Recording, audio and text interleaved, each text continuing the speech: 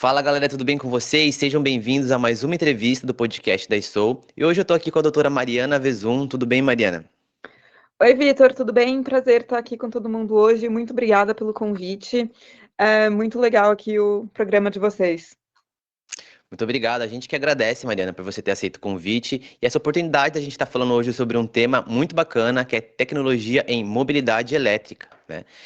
E gostaria que você começasse, antes da gente entrar nesse assunto, falando um pouco sobre a sua carreira, falando um pouco sobre a sua história dentro da tecnologia, eh, até o momento de hoje. Uhum.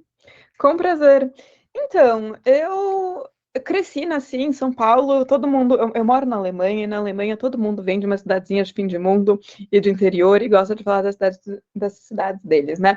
Eu falo com maior orgulho, a minha cidadezinha é São Paulo, capital, com seus 20 milhões de pessoas, não tão pequena assim, e eu gosto da poluição e do barulho de São Paulo. Aí eu sinto saudade de alguém buzinando na minha janela quando eu moro na Alemanha. Sou paulistana de coração, com todos os problemas e soluções da capital.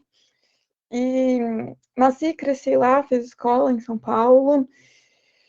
E em algum momento da minha vida eu comecei com essa ideia de estudar fora. Eu comecei a aprender idioma bem cedo, na verdade.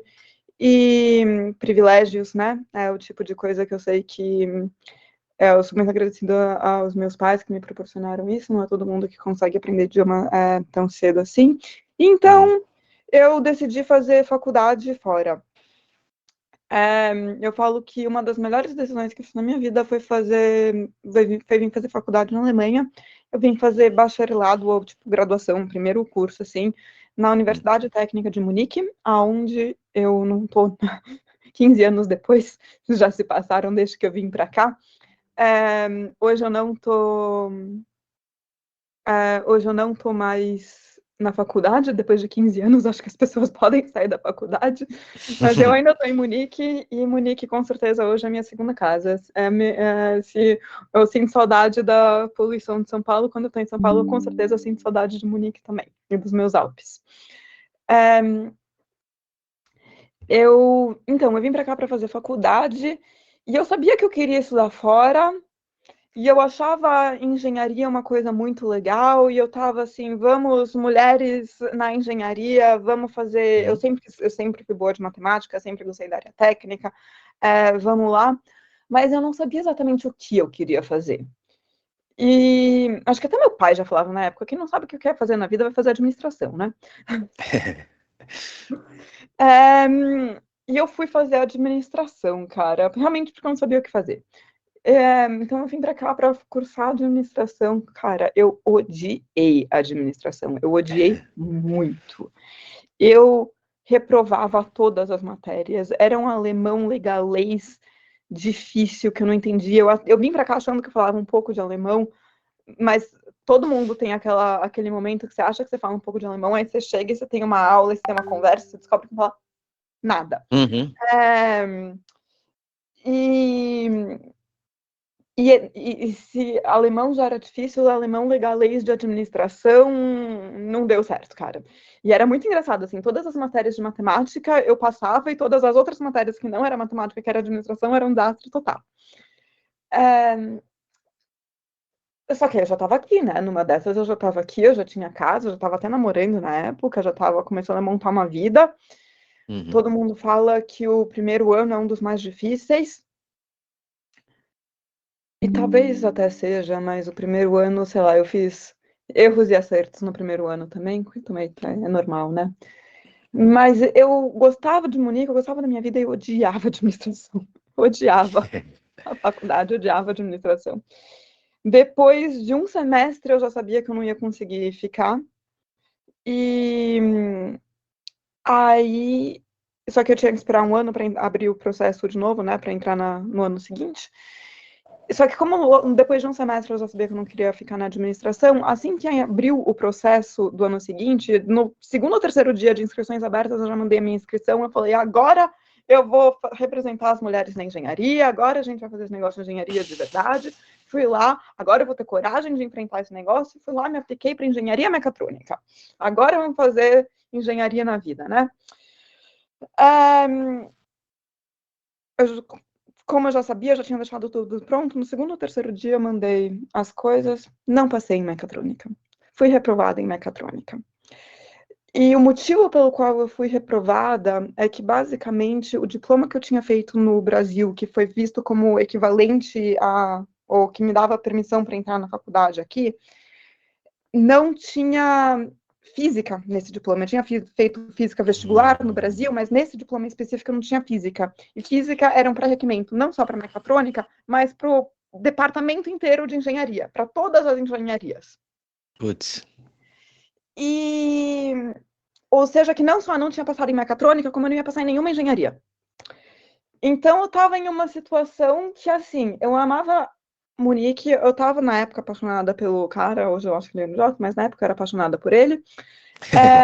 Eu estava gostando da minha vida, eu não aguentava a faculdade e eu não tinha passado no meu plano B. Então, o que fazer? Eu não vou dizer que foi sorte, mas talvez tenha sido.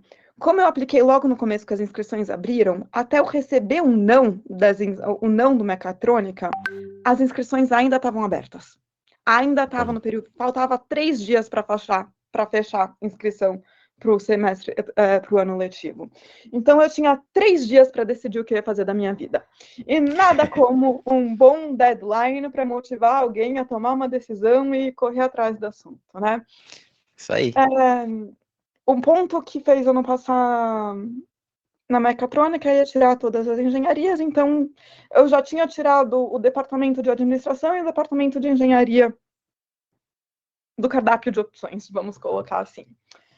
Fui conversar com um amigo meu no Brasil, hoje um grande amigo, que hoje inclusive também está aqui, mas na época ele fazia ciência da computação no IME, na USP, Instituto de Matemática e Estatística, talvez, na USP, e meio que conversando com ele, eu sempre gostei de computador, ele já naquela época já era super apaixonado pela Apple, e 3 dias decidiu o que fazer da tua vida, engenharia não dá, vamos nessa de ciência da computação. E é muito engraçado falar isso, porque hoje eu sou apaixonada por ciência da computação, mas foi a minha terceira opção do que fazer da vida, não foi nem a primeira nem a segunda, foi a terceira. Então, tipo, Mariana, quão perdida você tava pra você não saber tanto assim, você tem que chegar na opção 3, né? E a gente corre com a aplicação, corre para conseguir os documentos. No último dia, eu consegui mandar os documentos e me inscrevi para informática. Aqui chama informática. No Brasil, seria equivalente a ciência da computação. Tá. Entra muito em engenharia de software, etc., né? E, cara, foi uma das melhores decisões da minha vida. Eu falo que as duas grandes decisões que eu fiz, as grandes decisões boas que eu fiz, foi vir para a Alemanha e estudar informática. E é tão engraçado, porque tá bom, vir para a Alemanha foi menos. Tem até um pouco de parte randômica na história, mas foi menos randômica, eu sabia que eu queria sair fora. Mas informática foi meu plano C, sabe? Foi muito randômico eu fazer informática na vida, foi muito randômico. E eu amei. A prova maior que eu tinha feito uma boa escolha é quando, depois de um semestre fazendo informática, eu tinha feito mais créditos do que depois de um ano fazendo administração. Depois de um ano fazendo administração, eu acho que eu tinha conseguido 28 créditos, só o normal é 30 por semestre, tá?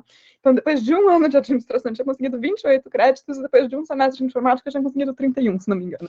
Era a certeza de que sua escolha tinha sido a correta, né? Eu De vez até em quando, falo, dados confirmam a é, verdade. com certeza, Sempre dados revelam a sempre. verdade, mas de vez em E, quando eles confirmam o que a gente acha. e assim, até é engraçado você falando, e porque comigo foi parecido a questão também de eu sou formado em análise e desenvolvimento de sistemas, e eu brinco assim, e algumas coisas que eu aprendi hoje, por exemplo, o DevOps, assim, que Uhum. foi uma coisa que não caiu no meu colo, mas surgiu uma oportunidade e assim, eu gosto pra caramba. Mas eu acho assim, tem algumas coisas que meio que escolhem a gente, né? A gente não escolhe algumas Absolutamente. coisas. E depois, naturalmente, e que bom, né? Eu também, assim, a gente Uhum. se apaixona por aquilo, né? E consegue crescer profissionalmente, fazer isso, isso é muito gratificante, né? Com certeza mesmo. E é muito engraçado, porque tem muita coisa também. Sei lá, é muito idiota isso, porque eu sempre fui apaixonada por matemática e eu sempre gostei de computação, então por que eu nunca considerei estudar a Nunca ciência da pensou nisso, computação? né? É. Porque na época que eu estava fazendo faculdade, o curso nem necessariamente existia da forma como ele é hoje. DevOps é a mesma coisa. Quando a gente Uhum. estava há 15 Há anos pouco atrás, tempo atrás ninguém falava de há DevOps. 15 anos atrás, Ou você, DevOps nem existia a palavra DevOps. ou você mexia com infra mesmo, e aí você só mexia com infra, não programava, ou Exato. você só programava. Não existia essa coisa de meio que. Então, eu acho que tem muito disso que as coisas estão mudando muito, assim, também, né? Uhum, sim. Hoje eu vejo e eu falo, mano, como que computação não foi a primeira coisa que eu fui fazer na vida? Tipo, sabe? Eu gostava de computadores de matemática. Como eu fazia Sim. template em HTML com 10 anos de idade? Tudo bem, eu sei que não vou entrar no mérito da questão se HTML é uma linguagem de programação ou não, mas vai naquela lógica de uma linguagem estruturada, com Sim, certeza. sim.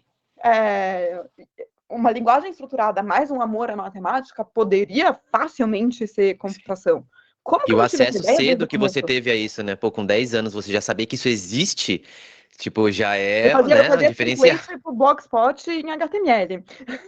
Pô, da hora, da hora. É, não acho que aquilo era programar. Hoje eu considero que a primeira vez que eu escrevi uma linha de código foi na primeira semana de faculdade. O meu primeiro Hello World foi na primeira Hum. semana de faculdade, Hello World em Java. É, e, cara, isso foi... Quando que eu vim? Foi em 2009 que eu vim pra cá. Cara, faz tempo, a gente tá ficando velho. Foi final de 2009, vamos fazer 15 anos. E aí eu comecei, e eu devo dizer que eu adoro, que eu gostei muito da faculdade aqui. A parte de eu ter vindo para a Alemanha também foi um pouco randômico. Eu sabia que eu queria sair do Brasil. É, porém, contudo, no entanto, eu não tinha nem dinheiro nem nota para ir para os Estados Unidos. É, ou para as faculdades boas dos Estados Unidos, digamos assim, tem faculdades dos Estados Unidos que mais fácil, mas para as faculdades boas dos Estados Unidos não tinha dinheiro nem nota. Para as universidades boas da Inglaterra eu também não tinha nota. A Universidade Técnica de Munique, ou Technische Universität München, Technical University of Munich, dependendo em que idioma vocês quiserem falar, acabou sendo um compromisso entre o que era possível e bom. E eu digo, e é mais do que possível e bom, na verdade. Eu já falei isso várias vezes. A Alemanha tem educação pública. A faculdade aqui é pública tanto quanto a USP. Ok, Uhum. vamos abrir as cartas aqui, para a gente não falar que ela é 100% pública. Na época que eu estava fazendo faculdade, hoje mudou, mas na época que eu fui fazer o bacharelado, eu pagava 500 euros por semestre É, de faculdade. bem, se você for, é lógico que se a gente for fazer uma comparação com o real, vai ficar um pouco caro, mas se você for pensar em R$ 500 por semestre, é barato, né? Tipo, E bem o barato. real hoje está um valor diferente do real naquela época, né? O curso também, Uhum. naquela época, o real também não estava 6. É verdade, verdade. Isso também faz uma grande diferença. Sim, Ó, sim. vamos lá, naquela época o real estava nem 3, cara. Naquela Ah, época o real tá. estava 2,5. O euro Entendi. estava 2,5. Então, 500 euros dava 1.500 reais por semestre. Não era nenhum absurdo. Acessível. Uhum. Não era nenhum absurdo. Para fazer uma Uhum. super universidade fantástica Sim, sim. na Alemanha. Então, a minha irmã, na época, fazia direito no Mackenzie, em São Paulo, e a gente teve várias vezes a comparação que eu morar na Alemanha acabava saindo mais ou menos o mesmo custo que ela no Brasil. Porque o que ela gastava de faculdade privada, eu gastava de moradia é chato. Ela fazia Mackenzie, não sei quanto Mackenzie é custa mais carinha, Mackenzie. né? Eu sinceramente não sei. É, É, um pouquinho. mas o que ela gastava de faculdade, eu gastava de moradia. A faculdade aqui era. E o resto dos custos meio que se cancelavam, sabe? Tipo. Uhum. E fora isso, eu devo dizer que desde o segundo semestre eu comecei a trabalhar. E uma das coisas que eu acho muito legal da faculdade aqui é que é muito comum você. Na Alemanha existe uma coisa que chama Werkstudent, ou Working Student. Hum. Não é que você está fazendo um estágio de pegar café. No segundo semestre foi o emprego mais besta de estagiário que eu tive na vida. E mesmo ali eu já estava fazendo. Sabe quando você qualquer empresa grande que tem um departamento de TI que quebrou minha impressora, você liga para o departamento de TI para resolver o problema. Eu era o departamento de TI. No segundo semestre de faculdade, eu estava fazendo o departamento de TI. E aquele foi o emprego mais besta que eu tive na época. Depois disso, eu comecei a ser programadora. No terceiro, quarto semestre, eu estava escrevendo... eu estava trabalhando como programadora já. Então, você sai com experiência na área, você não sai sem nenhuma experiência. Você sai com uma super base do que você quer fazer. Só fazendo uma pausa aqui, porque eu achei muito legal isso que você falou. A gente, aqui no Brasil, pelo menos, a gente tem quase todos os cursos, né, tem o TCC, né, trabalho de conclusão de curso ali. Mas é o que eu sempre falei, assim, não é uma crítica, tá? Mas é uma coisa que eu sempre falei que eu sempre achei que você aprende de verdade com a prática, né? A teórica é lógico que ela é muito importante, mas o TCC ele tinha um pouco disso, né? Os projetos, esses projetos integrados, né? Ele tem um pouco disso, mas é um projeto para uma bancada de uma faculdade, não é nada real, assim, numa empresa que você está fazendo uma coisa que vai ser usada de verdade, né? Isso, assim, só de você ter me falado isso, eu já Completamente acho. diferente. É Não, completamente completamente diferente diferente. Muito de um legal. TCC. Eu fiz os 3 TCCs que eu escrevi na minha vida, Bachelor, Master e Doutorado. Eu posso falar dos 3, os 3 são bem interessantes. Mas o meu TCC do bacharelado eu fui fazer em Singapura, em uma simulação de trânsito em Singapura, em um instituto de pesquisa lá. E eu vou dizer para você que meu TCC foi 1000% mais acadêmico do que qualquer outra coisa que eu estava fazendo. Quando eu estava trabalhando como funcionária. Eu recebia uma tarefa, escreve essa função. Eu fui desenvolvedora de iOS, MATLAB e Java durante a graduação. Eu aprendi MATLAB na vida. Para fazer aquele sonho da engenharia, para resolver o sonho da engenharia, a gente trabalhou com MATLAB. Eu trabalhei na Intel por um tempo. Então, eu trabalhava com MATLAB. Mas, na verdade, o que eu comecei a fazer mais e mais era desenvolvimento iOS. Desenvolvimento iOS da tipo, tá aqui uma task, vai lá e implementa no aplicativo, sabe? Eu fiz vários aplicativos, e um TCC é uma coisa muito legal, e os TCCs que eu fiz, todos eles mudaram a minha vida, e eu posso entrar aqui um pouco no mérito, mas é uma coisa muito diferente. Ainda acaba sendo um trabalho acadêmico, ainda acaba sendo uma pesquisa, alguma coisa. É diferente de você... Num TCC, você não vai aprender a trabalhar em equipe. Sim. Um TCC, por definição, em 90% dos casos, individual. Nas faculdades do Brasil é diferente, mas no TCC você não vai aprender a trabalhar em equipe, você não vai aprender comunicação, você vai aprender a linguagem acadêmica, que é uma coisa muito interessante, com certeza, no doutorado, mas é bem diferente de você trabalhar na prática. E isso é uma coisa que eu comecei a fazer muito cedo na vida. E eu gostava muito. E aí tem aquela época, eu sou a pessoa que eu fiquei tempo demais na faculdade, né? Eu estou aqui há 15 anos e desses 15 anos, quase 10 eu passei na faculdade.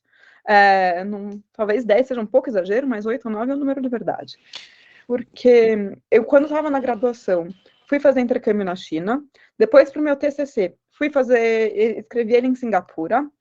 Aí eu finalmente, depois de 4 anos, consegui fazer a graduação, aquela em 3, o bachelor aqui deveria ser 3, então eu estendi ela um ano a mais e consegui em 4 fazer a graduação.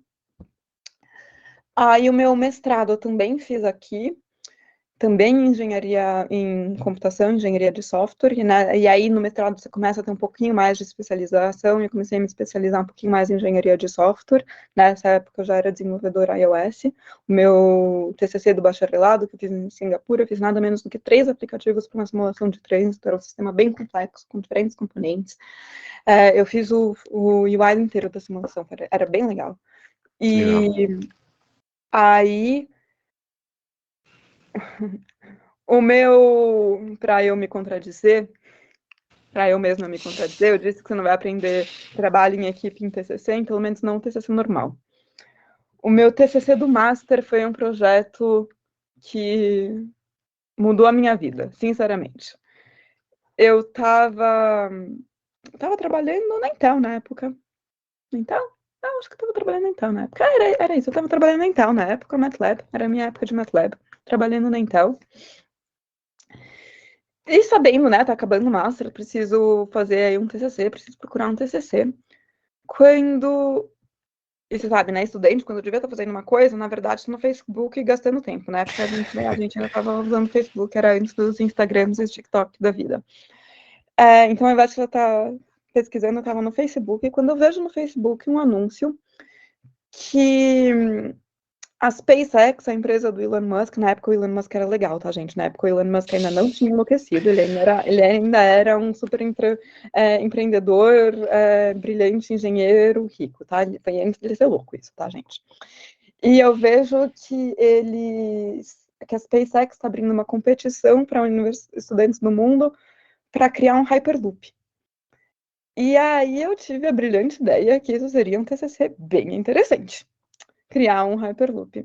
Então eu comecei aqui na faculdade um time, fundei e liderei um time de 30 pessoas que criou o primeiro protótipo de Hyperloop da Alemanha, da Europa, vai saber.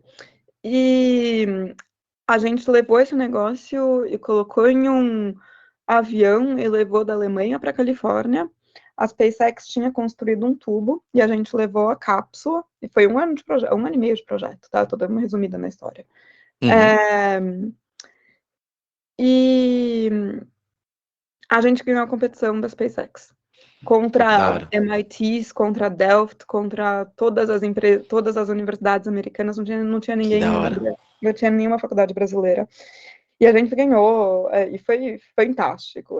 30 pessoas, um negócio que começou como eu tô desocupada e preciso de um TCC, acabou virando.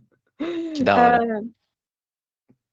E é muito engraçado todos os rumos que esse projeto levou. E aí eu sei que numa dessas eu tinha feito um TCC de bacharelado em uma simulação de trânsito, e o segundo eu tinha criado um Hyperloop, então eu entrei no mundo da mobilidade, onde cá estou vários anos depois.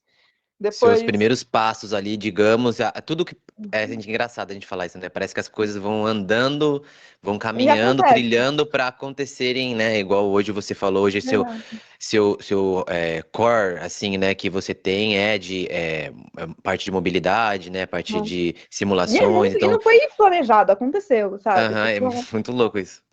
Nada, não foi planejado fazer software, não foi planejado vir para o Alemanha, não foi planejado fazer software, não foi planejado fazer Hyperloop, só foram Talvez se você tivesse planejado não tinha dado tão certo, né? Hoje eu sou Program Manager, hoje meu trabalho é planejar projeto.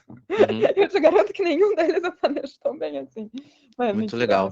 mas mesmo assim. E aí, só para acabar, depois do Hyperloop eu fiz doutorado, eu ainda não sabia o que eu queria fazer da vida, então eu ainda fiquei mais tempo na faculdade, fui fazer um doutorado. Depois do doutorado, eu passei 9 meses na Tesla, construindo a fábrica em Berlim, Brandenburg. Eu fui uma das primeiras pessoas na fábrica, fazia parte de uma equipe muito interessante, que o objetivo da equipe era resolver qualquer problema que estivesse bloqueando a produção em massa da fábrica. Aumentar o volume de produção da fábrica. Então, Tipo, os gargalos, identificar os gargalos ali para otimizar. E um time de engenheiros com acesso a gerência super high level, um time de engenheiro super inteligente, uma gente boa de verdade, trabalhando em problema super randômico, que parece super legal você falar assim, mas na prática, com os 9 meses que eu fiquei na Tesla, eu desenvolvi a brigada de incêndio da fábrica. Eu planejei os bombeiros daquela fábrica, o que parece, tipo, completamente randômico, né? E aí eu queria voltar a fazer software. A Tesla era interessante, e eu nunca vou me arrepender de ter trabalhado na Tesla, porque eu realmente aprendi muito, mas eu queria voltar a fazer software, e aí então fiquei 3 anos na Vei, onde a gente estava fazendo mobilidade com direção remota. E hoje eu estou trabalhando numa empresa pequena também, que está fazendo um ônibus autônomo e elétrico também. Então, aí a gente continua no mundo da mobilidade. Na altura dos acontecimentos, é o meu terceiro ou quarto projeto de a mobilidade elétrica, segundo de autônomo. Então, o combo elétrico e autônomo não precisaria estar junto, mas com frequência eles estão juntos. E aí, quando você começa em uma área, você acaba. O conhecimento Sim, de um eu, projeto acaba sendo útil no próximo, e aí as sim. coisas vão engranando, né? Eu conversei com uma pessoa, até duas pessoas que falaram a mesma coisa, e hoje eu também tenho essa visão, eu acho que é parecida com a sua, eu perguntei para a pessoa, você não pensa em estudar uma outra linguagem, porque a linguagem que essa pessoa falou era uma linguagem mais tradicional que ainda está sendo muito utilizada, que é o C Sharp, né? Aí ela falou Claro. assim, não. Ela falou assim, porque a Microsoft deu continuidade, né? Então você tem projetos legados Uhum. grandes, né?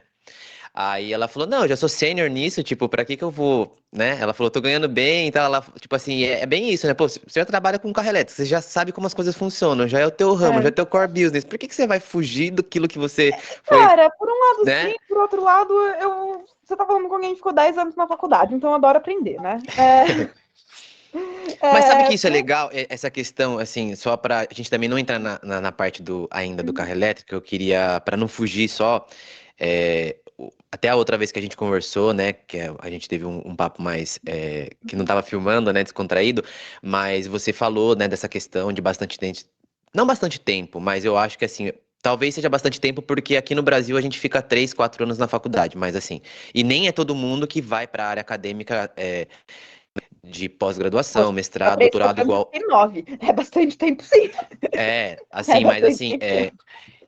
eu queria que você falasse sobre a importância e o peso que essa formação acadêmica, né, hoje você é doutora, né, te deu e que abriu as portas, e eu gostaria de te perguntar isso, para esses empregos, para essas oportunidades, não vou falar empregos, que você vivenciou, de estar conhecendo pessoas, times, empresas. Você acha que isso pesa, por exemplo, uma pessoa que não tem, fosse concorrer uma vaga, por exemplo, com uma pessoa igual a você, que tem toda essa formação acadêmica? Você acha que isso é levado Cara, em consideração? Mesmo que isso não faça, eu sei que faz, tá? Mas mesmo que não faça tanta diferença técnica, por exemplo, uma pessoa técnica igual a você, mas que não tenha toda essa credencial que você tem, né? Isso, aos olhos de uma big corporation, por exemplo, faz sentido isso? Tem relevância? eu não acho que eu acho que eu não vou dar a resposta que você quer ouvir. Vamos ver. Tranquilo, vamos ser sinceros. É, a minha opinião sincera sobre o assunto é que depende muito da empresa. Tá. Existem empresas, eu estou na Alemanha, eu moro basicamente atravessando a esquina da BMW. Tá. Eu faço uma mobilidade em Munique e moro atravessando a esquina da BMW.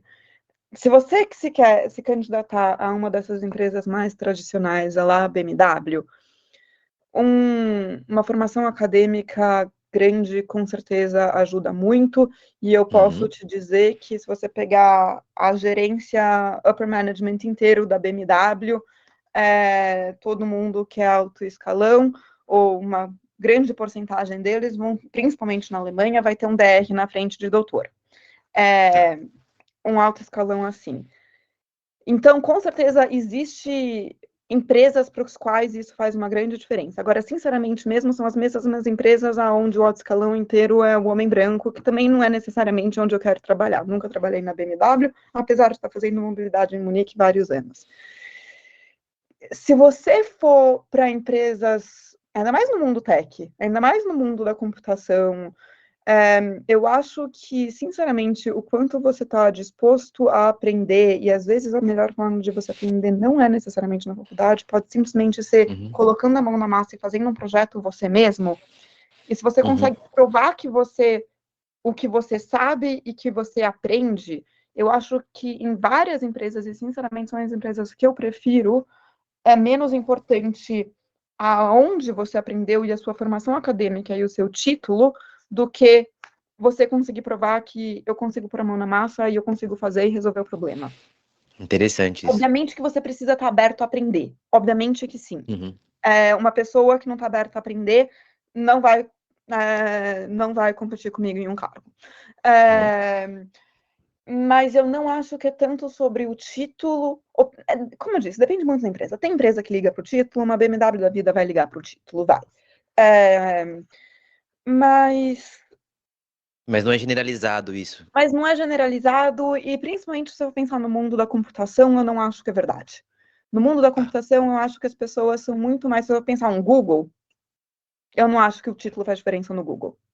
É, Eles estão mais atrás de solucionadores de problema mesmo, capacidade de raciocínio, né, exatamente. lógico, E aí de é mais. resolver E aí problemas. o importante é o que você sabe, não como você aprendeu o que você sabe. Tá. É, e principalmente no mundo da computação, eu acho que uma das melhores formas que tem de você aprender qualquer coisa na computação é simplesmente sentar, escrever e aprender e programar, sabe? Tipo, simplesmente Uhum. vai lá e tenta e não vai dar certo, da primeira vez não vai dar certo, e aí você senta e Uhum. briga com o computador até dar.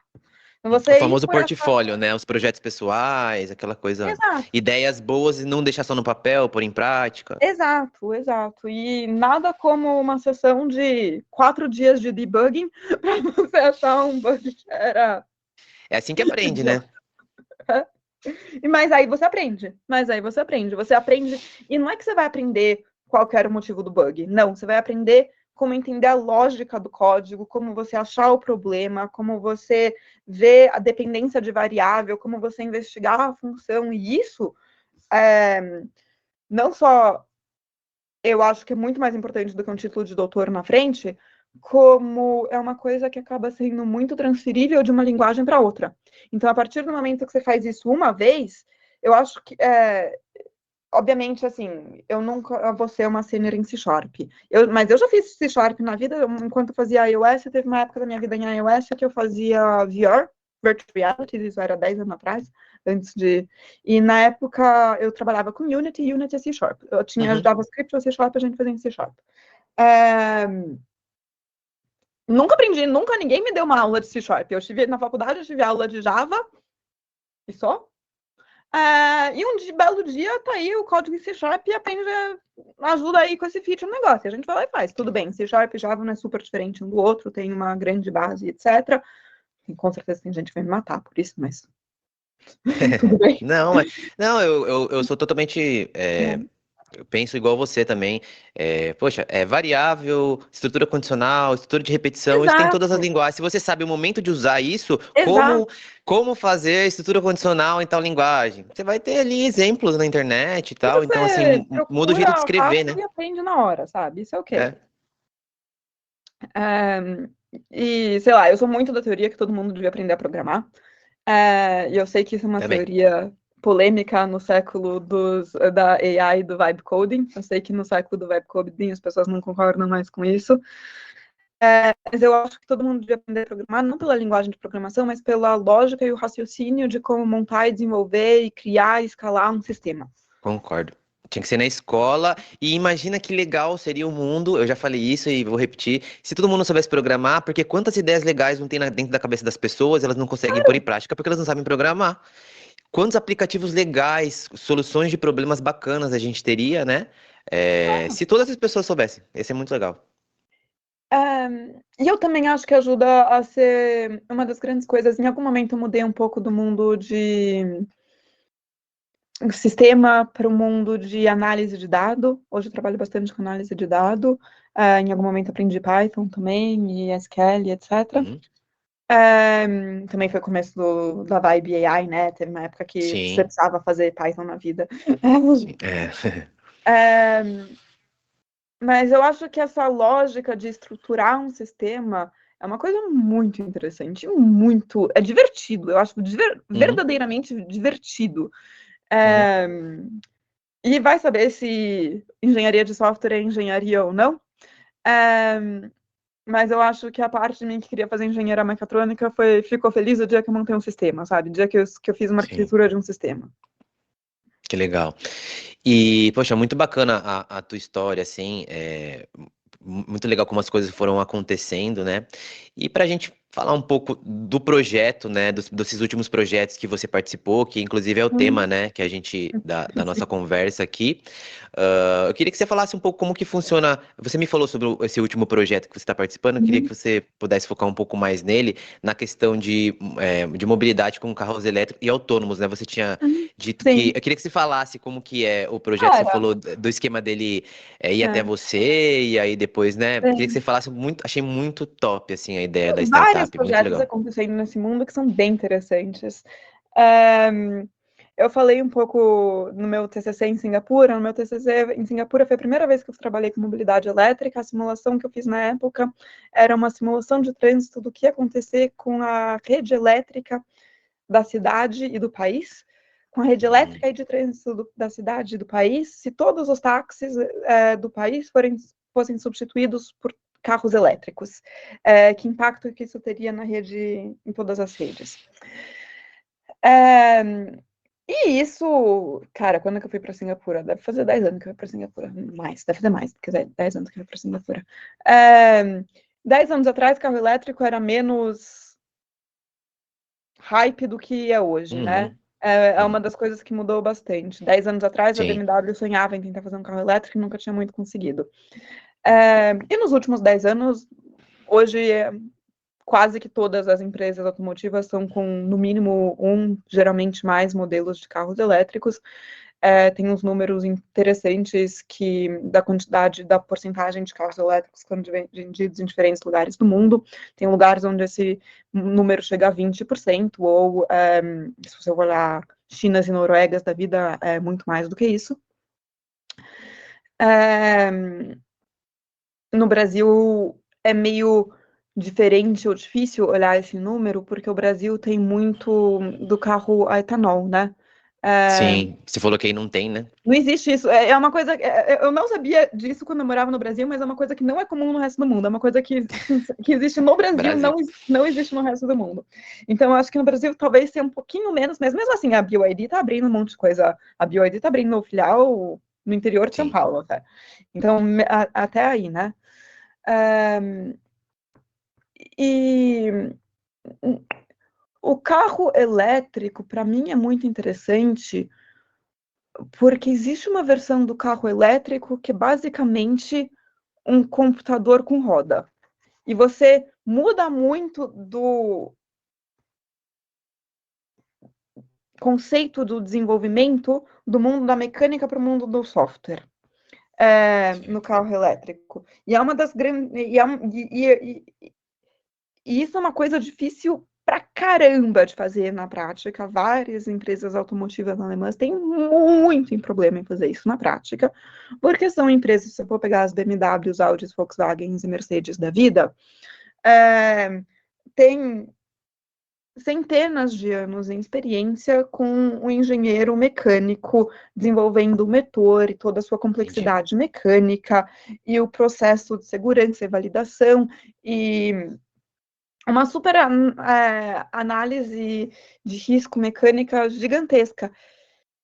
Que quando você passa para o carro elétrico, que tem um monte de componente a menos, onde linhas de software conseguem repor sistemas mecânicos inteiros. Se você for pegar um Tesla, eu trabalhei na Tesla, se for pegar um Tesla na vida, existe sistemas inteiros que em carros tradicionais partes e partes e partes e partes. Você vai lá na Tesla e tá na tela e são linhas de código.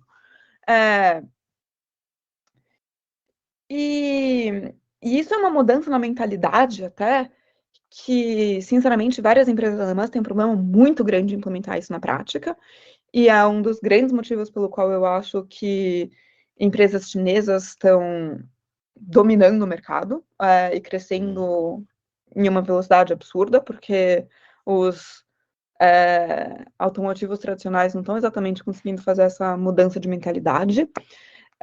Software é uma coisa que muda em uma velocidade muito mais rápida do que um sistema mecânico. Sim. E mesmo assim, tem muita coisa da parte de validação, homologação, segurança, que ainda precisa acontecer em um carro elétrico, em vários aspectos é até mais importante no carro elétrico.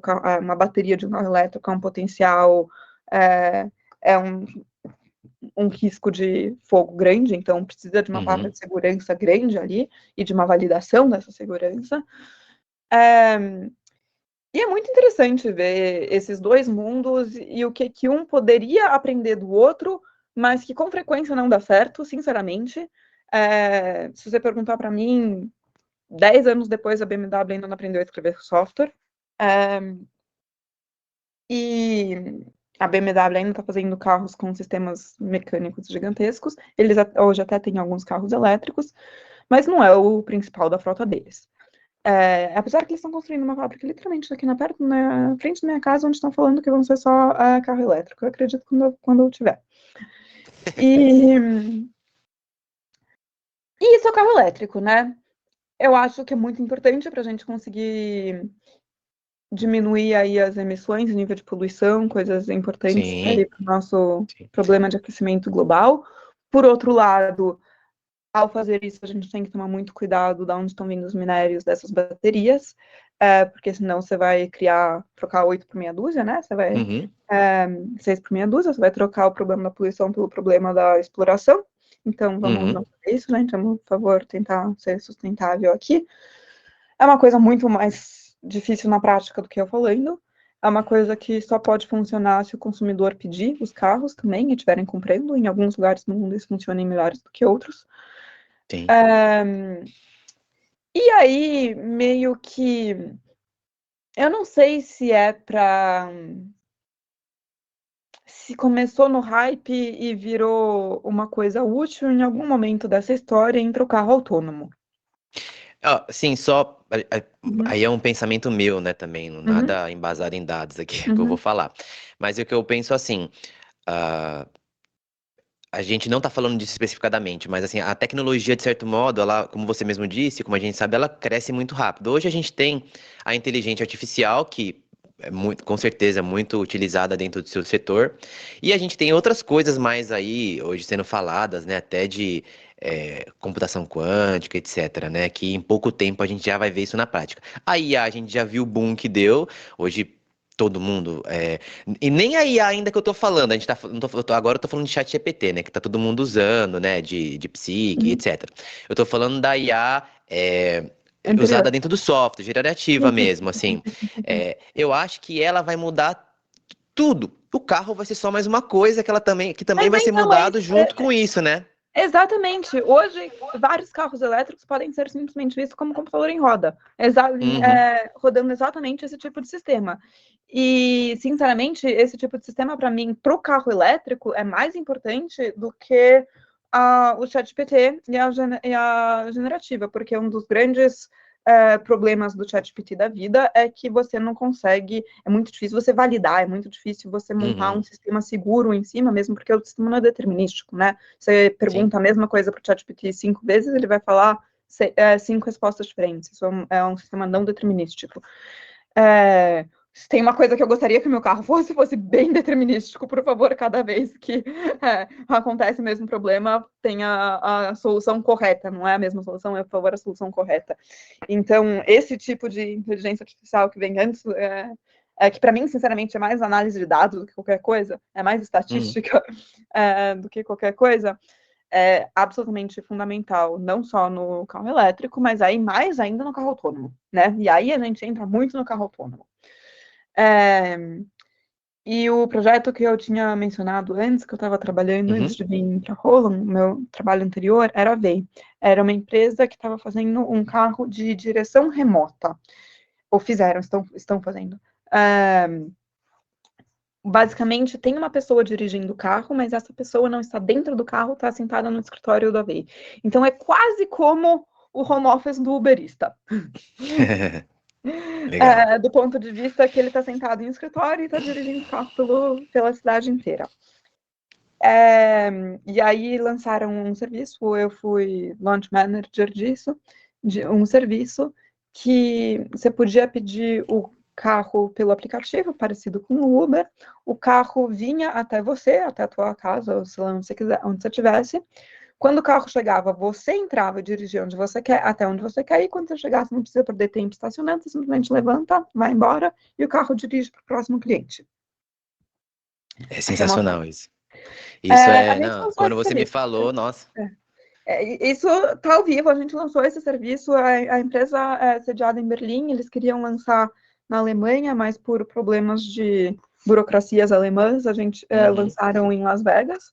E hoje, se for em Las Vegas, é só baixar o aplicativo e você pode pedir um negócio. É, Que legal. tem que se registrar lá, mas é só entrar na Apple Store. E E esse negócio da direção remota é até interessante porque ele não é autônomo, né? Tem uma pessoa dirigindo, então as decisões ainda estão acontecendo para uma pessoa. Isso é uma diferença muito grande para o carro autônomo. Hoje na Roland eu trabalho com carro autônomo de verdade, onde as decisões estão sendo feitas por um computador, não por pessoas. E é muito interessante comparar também as duas coisas. Por um lado, mais rápido, você não tem o tempo de reação de uma pessoa, você não tem a latência de mandar o sinal até o escritório onde está, então, por um lado, é mais rápido. Por outro lado, é muito mais difícil você validar a segurança do sistema, porque você precisa de um catálogo de cenários gigantesco de tudo que pode acontecer em todas as situações de trânsito, para provar que o sistema é seguro. A conversa e o debate todo de como você prova a segurança de um carro autônomo é uma coisa muito difícil. Hoje está começando a existir lei para isso em alguns lugares, na Europa tem.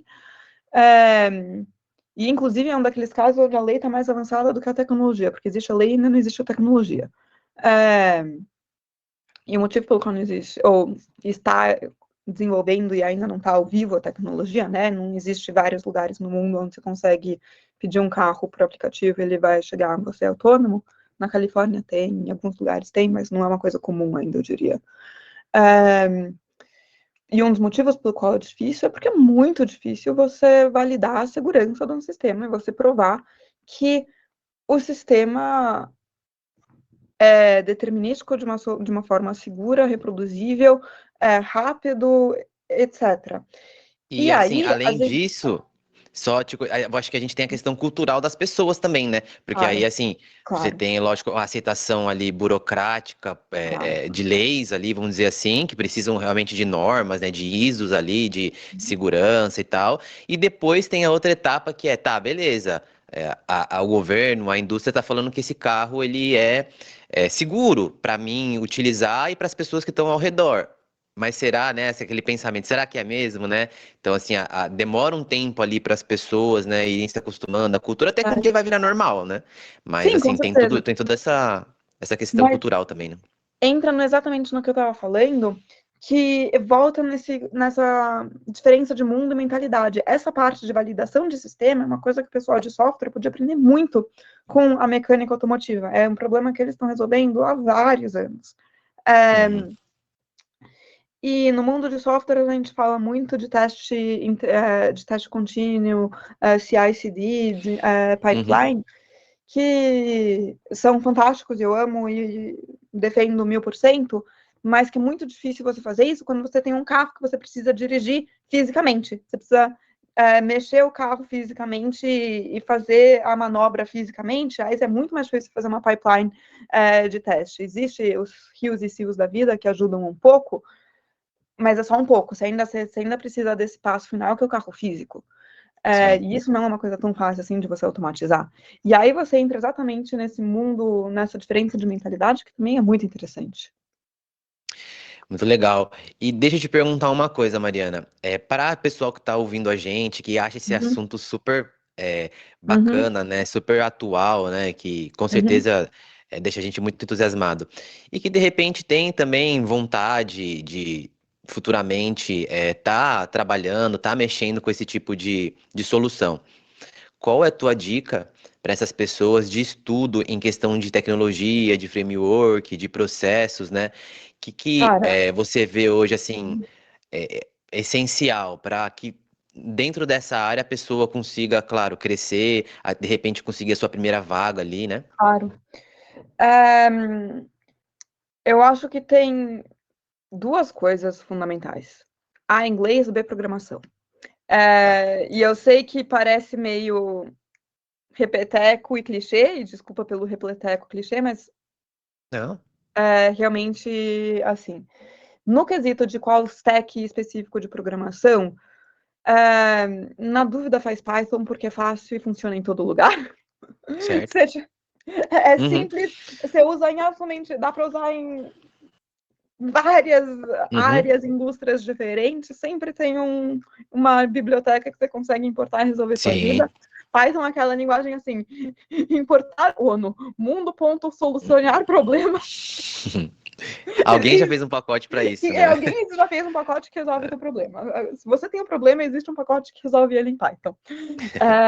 Então, talvez pela simplicidade, eu acho Python fantástico.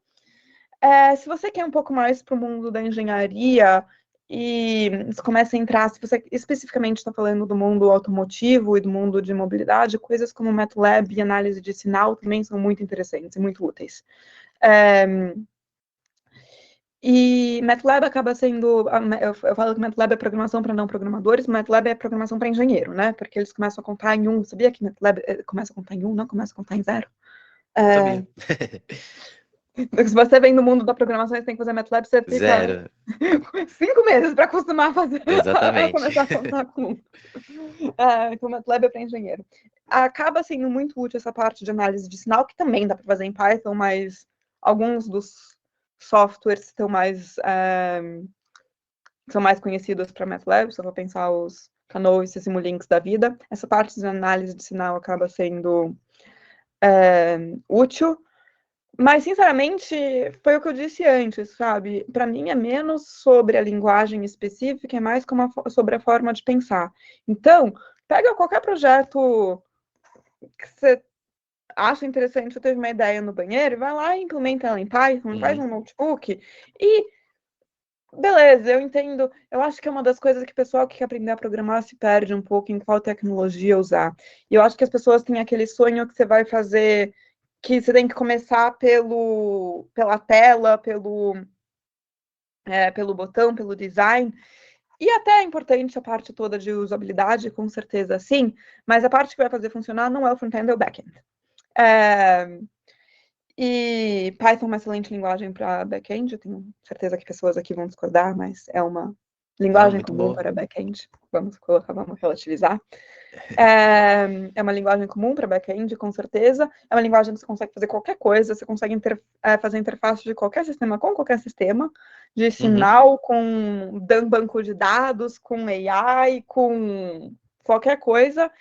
E aí, sinceramente, a parte do front-end é o tipo de coisa que talvez front-end seja a parte que eu acho bem válido pedir para o ChatGPT ajudar. Inclusive, né, na semana passada eu conversei com o Caio, né, um grande amigo que hoje também trabalha numa multinacional, e a gente falou um pouco sobre isso, né, a fala do Marcos. Ele é um pouco, não contra, né, Caio? Ele tem a sua opinião mais tradicional em relação ao uso de inteligência artificial, né, esses chats GPTs da vida, mas uma coisa a gente teve que concordar, né, o Mark Zuckerberg, inclusive, fez uma afirmação falando de algumas pessoas exageraram, mudaram o que ele falou, mas tiraram de contexto talvez o que ele falou, mas ele disse da substituição de desenvolvedores por IAs. E eu acho que é um pouco disso que você falou, assim, é por isso que eu tô comentando. É, cara, o serviço que a gente fala, né, o pedreiro de crude, né? Aquele feijão com arroz ali básico, ele vai ser substituído mesmo por um chat GPT, por uma coisa assim, que é muito mais rápido, vai te entregar o negócio pronto e o diferencial vai ser isso que a gente está falando na conversa toda, que, poxa, quem está escutando a gente tem que entender que esse é o valor da nossa conversa, que a pessoa que tem essa mentalidade, que consegue e sabe como fazer as coisas, né? E ali o que ela vai usar, o jeito que ela vai usar, vai ser meramente um detalhe, né? Mas a capacidade de resolver problemas, né? Essa capacidade, com certeza, que é o que você tem Exato. focado na nossa conversa, né? Exatamente. E eu acho que Python é uma linguagem fantástica para você aprender a resolver problema, porque tem muita biblioteca que ajuda a fazer isso. A parte do front-end pode ser realmente essa parte mais básica que você disse, que eu não quero desmerecer o trabalho de nenhum desenvolvedor front-end. Sim. Mas eu vou dizer para você uma coisa. Eu tive uma ideia a semana passada e eu não sei front-end, eu não sei TypeScript. Eu fiz um pouco de JavaScript na vida, mas meu código de JavaScript é péssimo. Eu tive uma ideia de banheiro e eu consegui fazer um front-end funcional para o negócio em alguns minutos, com as inteligências artificiais da vida. Conectar isso com o back-end, fazer a lógica toda, e essa parte que eu já acho interessante, essa parte que eu posso fazer eu mesma. E eu acho que vai muitos... E também, e você fazendo umas coisas assim, você também aprende a fazer o sistema, a você fazer a interface de um componente com outro, essa distribuição de componentes, que aí a gente começa a entrar na parte de engenharia de verdade, que é a base da história toda. Sim, muito bacana. Assim, só para a gente ir finalizando aqui, eu gostaria que você deixasse uma dica para as pessoas também que estão ouvindo. A gente falou de muita coisa boa hoje, a gente falou de mercado, a gente falou da importância, né, não em todas, mas em algumas empresas, de uma graduação, né? E o mais importante do que a graduação, não adianta você ter a graduação se teu papel é não saber. Então a gente também falou sobre isso, né? Uhum, E algumas empresas, inclusive, como você mesmo disse, uhum, levam isso mais em consideração ainda. uhum. Tecnologias básicas para serem utilizadas aí dentro de projetos que mexem com automação, né, ou Uhum. não, né? Python é uma excelente linguagem para começar, mas Pra sabendo que o começar, mais e é fácil. importante Faz mais fácil. não, com certeza, uma super É, dica. Eu gosto muito de Python também, principalmente para essa parte de dados, de é, mineração, né? Poxa, hoje, até um projeto recente com alunos da ETEC ali, a gente trabalhou com o primeiro semestre deles, eles trabalharam com Python, né? As olha, bibliotecas Matplotlib lá, fizeram leituras de arquivos, assim, é foi super super legal. bacana. E aos olhos de muita gente parece uma coisa muito complexa, mas quando você vai ver na prática, como a gente mesmo falou, é mais Se simples você do não que. sabe, parece complexo. Se você fica uma hora Uhum, olhando o negócio, você descobre que não é. Eu já dei aula de sim. Python durante o Covid, eu dei aula de Python para uns grupos online no Brasil. E, cara, em uma hora por semana, o pessoal que nunca tinha visto nada de programação na vida, no final de 2 meses, 8 horas, não é uma quantidade absurda, pelo amor de Deus. Não, Tava fazendo umas análises de dados super legais. A gente fez forca, a gente fez vários joguinhos. legal. Muito bom. Tic-tac-toe, forca, a gente fez vários joguinhos em Python. São as coisas que você vai. É o que a gente falou, são os projetinhos pessoais, são esse tipo de Exato. coisas que vai de Mas é essa a fato, dica. Você né? ia perguntar da dica? A dica Ah, é: legal. tenha uma ideia de banheiro, tenha uma ideia no seu banheiro, vai lá, senta e faz. E faz um projeto pessoal e coloca como no GitHub, como open Uhum, source. E às vezes, quanto menos você espera, alguém do outro lado do mundo resolve sentar e contribuir, o negócio vai crescendo. Então, a minha dica realmente é: pensa menos e faz mais. É, top. porque é aí que você aprende no processo. Top. Melhor dica que você poderia dar para o pessoal que está ouvindo a gente é essa. E gostaria de te agradecer, Mariana, por você ter topado o nosso convite. A gente sei que sua agenda é cheia também, né? E a gente tem imprevistos, mas que fico muito feliz por ter dado certo. Essa nossa conversa foi muito produtiva. Muito obrigado mesmo. Acredito que todos que estão ouvindo também, de igual modo, também acharam. E gostaria de agradecer vocês que estão acompanhando a gente aqui. Espero que vocês tenham gostado desse assunto que a gente trouxe, um assunto novo, primeira vez que a gente fala desse tipo de assunto aqui no canal. E como vocês bem sabem, toda segunda-feira, às 16 horas, a gente tem um vídeo falando sobre tecnologia, conversando com um profissional, assim como hoje foi com a Mariana. E se vocês realmente gostaram desse vídeo, espero que vocês deixem a sua curtida, deixem seu comentário e compartilhem nas suas redes sociais. Essa forma que vocês também vão estar ajudando o nosso canal a crescer e que esse vídeo seja distribuído para mais pessoas. Mais uma vez, obrigado, Mariana. Muito É, obrigada à equipe toda e um prazer muito grande falar com vocês. O prazer foi todo nosso. E é isso aí, galera. Conto com a presença de vocês em todas as segundas-feiras, às 16 horas, aqui no nosso canal. Um grande abraço e até mais. Até mais. Tchau, tchau.